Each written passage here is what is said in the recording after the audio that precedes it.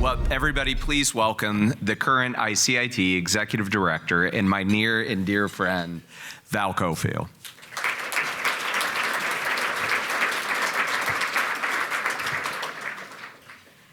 Well, what a great evening. This gala and all of you are what make ICIT possible.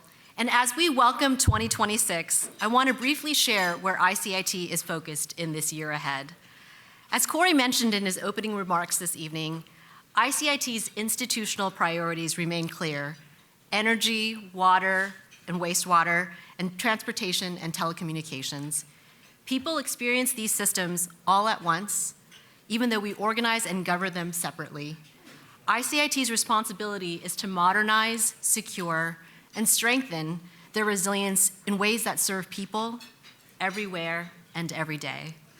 And in 2026, we will examine these infrastructure pillars through 5 key lenses: areas where the stakes are rising, and the decisions we make now will shape national resilience for years to come. So it's defense critical infrastructure, cyber force, autonomous systems, the Federal Civilian Executive Branch, or FCEB, and data centers and artificial intelligence. First, defense critical infrastructure. As China considers reunification with Taiwan a strategic priority for 2027, we must be prepared for what that could mean for the United States and our allies. We must ensure that we are ready to defend the homeland should conflict become inevitable. But here's the challenge. As already been mentioned by many of the speakers, much of critical infrastructure and the infrastructure that powers domestic military installations is owned and operated by the private sector or state and local governments. That means resilience for defense critical infrastructure cannot be achieved by the Department of War alone. It requires partnership, it requires coordination, and it requires that we use finite resources and scarce skills wisely together. Second, aligning cyber capabilities with infrastructure security needs, our cyber force lens. If adversaries are already pre-positioned in critical systems, then cybersecurity is not an add-on. It is foundational to resilience. In 2026, ICIT will look at what it truly takes to secure defense critical infrastructure in cyberspace and what changes are required to our national cyber posture. This includes discussions about whether the nation should establish a dedicated military cyber service and what role that force should play in defending defense critical infrastructure. Third, autonomous systems.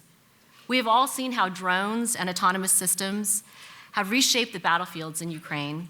If tensions escalate in the Indo-Pacific, these technologies will play a role on all sides. But it isn't only about overseas conflict. Autonomous systems are expanding rapidly here at home with implications for public safety, infrastructure inspection, incident response, and large public events like the World Cup event that we'll be hosting this year.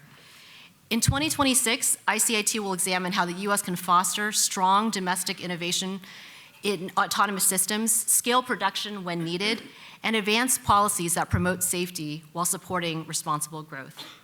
Fourth, FCEB resilience. 15 of the 16 critical infrastructure sectors are overseen by the Federal Civilian Executive Branch. As one major analyst warned, a future geopolitical crisis could include digital hostage-taking, where authoritarian states disrupt civilian agencies to signal escalation and sow fear among the public. That is why ICIT launched its FCEB initiative in 2023 and why we will continue to strengthen it in 2026. When federal agencies are disrupted, services are disrupted, and when services are disrupted, people feel it directly. Lastly, data centers and artificial intelligence. As America competes to maintain leadership in artificial intelligence, data center development has become a strategic priority. Morgan Stanley estimates that companies will spend about $3 trillion on AI infrastructure through 2028. I believe that data centers are national security assets and they must be protected accordingly. But we also must be honest about their local impacts. Data centers affect power demand, water usage, land use, and community planning. In 2026, ICIT will explore how to secure this infrastructure while mitigating its impacts on the communities that it hosts. So that's our vision for 2026, a mission rooted in foundational needs, focused on systems that sustain life and aimed at building resilience in a world where threats and pressures continue to escalate. And none of this happens alone. We need all of you. This is also a year where our great nation marks its 250th anniversary and the signing of the Declaration of Independence.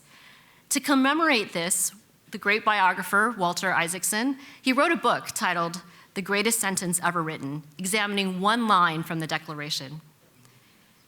We hold these truths to be self-evident, that all men are created equal, and that they are endowed by their Creator with certain unalienable rights, and that among these are life, liberty, and the pursuit of happiness.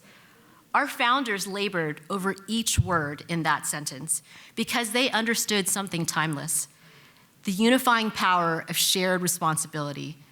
As Benjamin Franklin warned, we must indeed all hang together, or most assuredly, we will all hang separately. Everyone in this room understands the threats we face.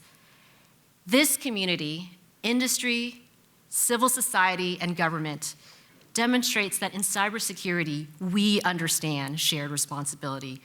Only by working together will we succeed. And it is my privilege to call you all my cyber brothers and sisters in arms.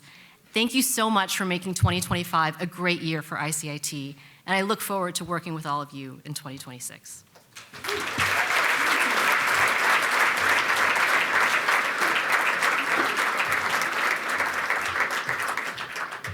Okay, so this is the last time you'll hear from me tonight, right? It's probably a round of applause. I get it.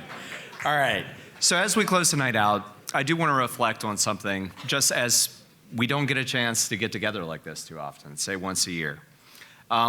Everybody in this room understands you're a leader, you're a decision maker. You are at whatever level you serve, at whatever level you live, and we all wrestle with how we design systems, how we set priorities, what work gets done, how it gets prioritized. But that's not the entirety of us. We're humans. We're parents, we're partners, we're neighbors, we're friends. We belong to families, teams, communities that rely on us. These things exist at the same time, and they should. Being a decision maker and being a human being, they go together. And they both carry responsibility. We live and work in a profession where professional decisions meet human relationships every day. They show up in practical ways. It shows up as humility when we listen before deciding, recognizing we never see the whole picture on our own. As empathy when we take the time to understand a process, a policy, or a system, and how it actually feels to a person living within that. And resilience when we return again and again and again to the work, the people, and the responsibility we've taken on. This community understands that balance, and it's what drew me here, honestly. We understand the national priorities and local realities. We understand national mission requirements and human limits. And we're willing to hold both at the same time. That creates an obligation to do our work carefully, to treat one another with respect, to carry responsibility, because we're never alone. Tonight is about recognizing people who live that out. It's about strengthening the relationships that make the work possible in the first place.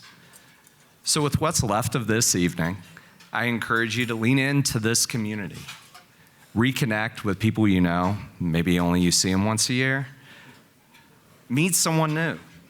Spend time with people you'll rely on long after this night is over. And yes, enjoy the open bar. Thank you all for the responsibility that you carry. Thank you all for the way that you carry it. And thank you for being a part of this ICIT community. Everyone, have a great night.